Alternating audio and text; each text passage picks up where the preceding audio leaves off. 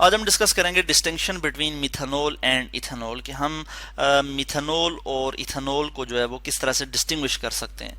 Methanol आपको पता है यानी CH3OH, ये क्या है हमारे पास मिथानोल है, और इथेनॉल हमारे पास क्या है C2H5OH। तो इनको हम जो है वो किस तरह से डिस्टिंग्विश कर सकते हैं लैब में, हम वो कौन सा रिएक्शन यूज कर सकते हैं जिसकी मदद से हम इन दोनों को डिस्टिंग्विश कर सकते हैं। तो इसके लिए हम एक टेस्ट यूज करते हैं और उसको हम कहते हैं आइडोफार्म टेस्ट। आइडोफार्म टेस्ट, ये टेस्ट क्या होता है इसके मतलब आज हम स्टडी करेंगे और हम देखते हैं कि जो इथेनॉल हैं, मैं यहाँ पे इथेनॉल को यहाँ से कॉपी कर लेता हूँ कि इथेनॉल जो है, इथेनॉल को हम रिएक्ट करवाते हैं आयोडीन के साथ plus I2 iodine plus sodium hydroxide NaOH sodium hydroxide. तो हमारे पास जो है वो प्रोडक्ट क्या आ जाती है, मैं यहाँ जो है वो प्रोडक्ट आपको शो कर लेता हूँ।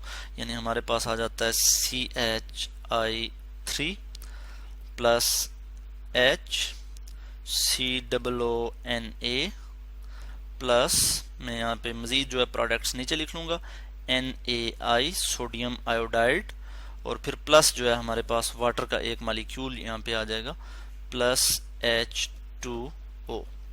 तो ये जो हमारे पास प्रोडक्ट आ जाती है ये वाली, इसको हम कहते हैं आइडोफार्म।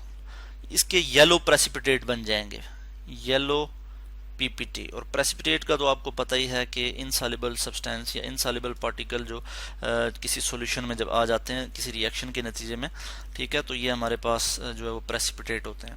तो येलो प्रेसिपिटेट हमारे पास आ जाएंगे जी आइडोफार्म के, इसको आइडोफार्म कहते हैं या फिर हम इसको कहते हैं ट्राई आइडो मीथेन।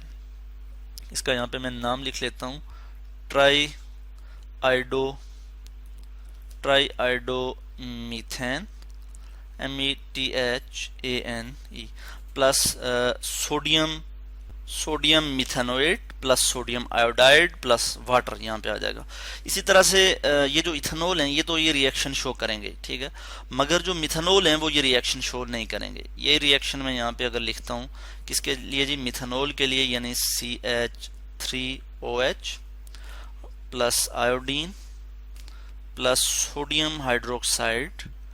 तो इस केस में हमारे पास जो रिएक्शन, इस केस में हमारे पास रिएक्शन नहीं होगा, यानी येलो प्रेसिपिटेट नहीं बनेंगे। तो मैं यहाँ लिखूंगा नो येलो PPT। तो येलो प्रेसिपिटेट नहीं बनेंगे तो हमें समझ आ जाएगी कि ये मिथेनॉल है, और अगर येलो प्रेसिपिटेट बन जाते हैं तो हमें पता लगेगा कि ये इथेनॉल है। ये क्या है जी, हमारे पास इथेनॉल है। इक्वेशन को यहाँ पे हम बैलेंस कर लेते हैं इस इक्वेशन को। तो मैं यहाँ पे इस इक्वेशन को बैलेंस करने के लिए क्या करूंगा जी कि यहाँ पे आयोडीन 3 हैं तो मैं यहाँ पे जो है 4 लगा लूँगा। इसी तरह यहाँ पे जो है मैं इसके साथ जो है वो 5 लगा लूँगा, और जो है यहाँ पे 6 जो है वो यहाँ पे ये लिख लूँगा। तो अब हमारे पास जो है वो सोडियम भी बैलेंस हो जाते हैं, इसी तरह हाइड्रोजन, और फिर इसी तरह आयोडीन भी जो है वो बैलेंस हो जाते हैं। और वाटर के साथ भी मुझे यहाँ पे 5 लगाना होगा यहाँ पे, कि ये भी जो है वो यहाँ पे बैलेंस हो जाए।